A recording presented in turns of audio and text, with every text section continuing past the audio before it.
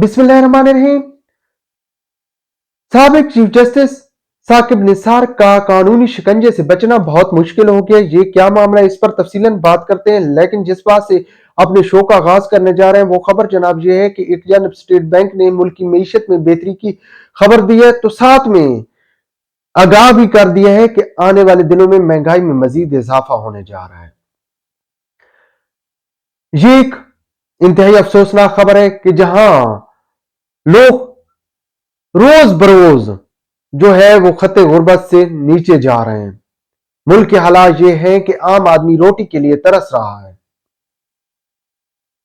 और जो महंगाई का एक सिलसिला चल निकला है वो खत्म होने का नाम नहीं ले रहा। हालांकि डॉलर भी अब किसी हद तक काबू आ चुका है और एनर्जी सेक्टर पर भी कहीं ना कहीं खासकर ऑयल की कीमतें जो है वो कम हुई हैं, लेकिन कहीं महंगाई पर असर नहीं पड़ा है। इसके पीछे आखिर वजह क्या है? सबसे पहली बात तो यह है कि मैं आपके साथ शेयर कर दूं कि पाकिस्तान में महंगाई का जो दारो मदार है वो डॉलर के साथ है। डॉलर की रेट कम होगा तो महंगाई कम होगी, डॉलर का रेट ज्यादा होगा महंगाई ज्यादा होगी। क्योंकि भाई पाकिस्तान के अंदर आप खाने के लिए गंदम से लेकर एनर्जी सेक्टर तक तमाम जरूरियात डॉलर ही के जरिए पूरी करता है, क्योंकि पाकिस्तान बाहर से तमाम चीजें मंगवा रहा है। अब जो मुल्क डॉलर पर ही डिपेंड कर रहा हो और डॉलर कैसे ले रहा हो, डॉलर सूद पर ले रहा हो, तो वहां लाजिमी बात है मीशत जो है रोज बरोज गर्दाब में या भंवर में फंसती ही चली जाएगी। ऐसे ही सूरत हाल इस वक्त पाकिस्तान को दरपेश है और यहां सूरत हाल ये है कि भाई एक जानिब तेल की कीमतें तो कम हुई, मगर साथ में हाल ही में जो है बिजली के सेक्टर में बिजली की कीमत बढ़ा दी गई और इसका असर क्या पड़ना है? फिर महंगाई तो कम नहीं होनी। महंगाई सिर्फ इसी सूरत में कम हो सकती कि पाकिस्तान अपने पांव पर खुद खड़ा हो जाए, अपने मुल्क के अंदर ही पैदावारी सेक्टर का आगाज कर दे। पैदावारी सेक्टर लगाएगा, पैदावार शुरू करेगा, तो लाजिम बात है कि जो है जब अपने लोगों की जरूरियात जिंदगी पूरी होना शुरू हो जाएंगी तो बाहर सरमाया नहीं जाएगा। बाहर सरमाया ना जाने से मुल्क के अंदर ही डॉलर आएंगे तो मईशत फले फूलेगी। जबकि ये सारा कुछ तभी मुमकिन है जब मुल्क के अंदर सियासी इस्तेहकाम मौजूद हो और दूर दूर तक मुल्क के अंदर सियासी इस्तेहकाम नजर नहीं आ रहा। वजह जनाब ये है कि इस वक्त भी सिस्टम सिर्फ और सिर्फ नवाज शरीफ को वजीर आजम या ताज पहनाने पर तुला हुआ है और नवाज शरीफ या शरीफ फैमिली के पास भी जो सियासी मुआशी कुव्वत है या मुआशी ताकत है वो सिर्फ और सिर्फ इसहाक डार तक जाती है। इसहाक डार के खिलाफ ना ही शरीफ फैमिली कुछ सुनने को तैयार है और ना ही इसहाक डार से आगे जाने को तैयार है। जबकि इसहाक डार की पोजीशन ये है कि इसहाक डार साहब जो है वो सब्सिडी के तो माहिर है, लेकिन सब्सिडी आप तभी दे सकते हैं कि जब बाहर से कोई सरमाया आ रहा हो और इस वक्त सूरत हाल ये है कि कोई सरमायादार मुल्क के अंदर आने को तैयार नहीं है। क्योंकि पिछले हुकूमतों में या पिछले जो अदवार में हो चुका है, इसके बाद तो सब एक दफा खाइफ है और जो थोड़ा बहुत सरमाया आ भी रहा है तो वो आपके कर्जों में मैनेज होगा और जब इलेक्शन के फौरी बाद नई हुकूमत आएगी तो उनको जो मसाइल दरपेश होंगे, सबसे बड़ा मसला ये दरपेश होगा कि भाई आपने बैरूनी कर्जा कैसे अदा करना है जो कि आपने 2024 में अदा करना है। इसके अलावा बहुत से अदारों के अंदर जो है वो खसारे में चल रहे हैं, उनके खसारे आप कैसे पूरे करेंगे? ये सारे मामला आते हैं। तो ऐसे में जो लोग कह रहे हैं कि हम फ्री बिजली देंगे, फ्री ये कर देंगे, फ्री स्कीम शुरू कर देंगे, पहले बेनजीर इनकम सपोर्ट प्रोग्राम शुरू किया हुआ है, तो भाई ये कतन इससे रोजगार जो है वो गुर्बत कम नहीं की जा सकी। गुर्बत कम करने का सिर्फ और सिर्फ एक ही कुलिया है और वो कुलिया जनाब ये है कि मुल्क के अंदर पैदावारी सेक्टर का आगाज हो।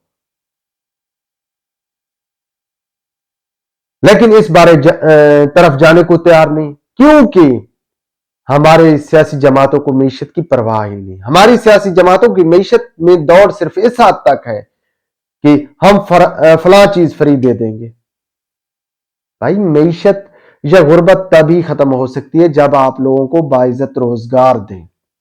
ना कि आप भिखारी बनाएं कि जी ये 8,000 10,000 आपके अकाउंट में आ रहे हैं, आप ये निकलवा लें اور پھر کچھ انجوائے کریں،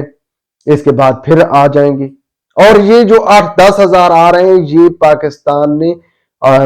قومی خزانے نے جو ہے کہیں سے سود پر لیے ہیں، اور پھر سود کا ایک سلسلہ چل رہا ہے، اور جو لوگ آپ کو ٹیکس دے رہے ہیں یہ ان ٹیکس پیئرز پر بھی بھاری ہے۔ خیر، یہ معاملہ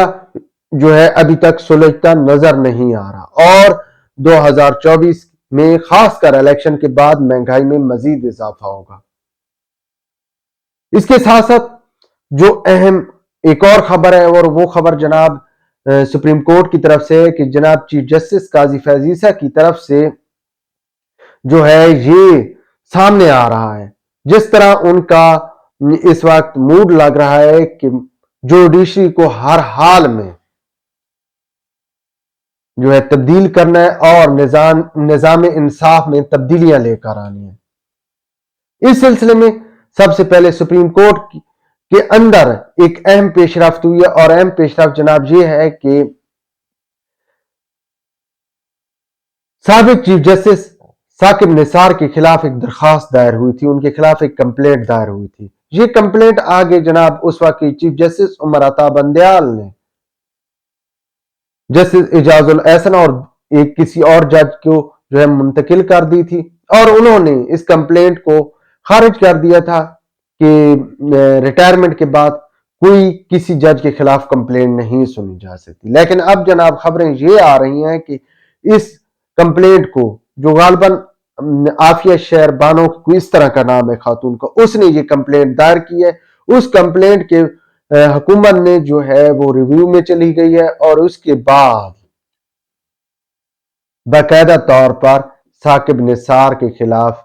جو ہے وہ تحقیقات ہوں گی، اور تحقیقات بھائی